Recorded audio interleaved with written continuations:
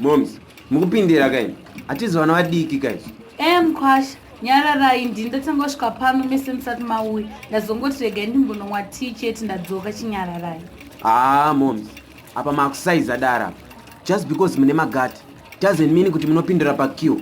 Todawo gender equality. Ndozva munonetsera maboyfriend manje waita laki kuti hakuna magetsi. Ini ndokugwina msipa ini wanzwa. Mukona moms. Mimi ndimi type yatodyisa madhaga. Kunwisa sewage, kugera musoro nebanga rechingwa. Mese nemurume wenyu. Ende murume wenyu kana asina bvudzi, tomupfekedza wig. Maiziya.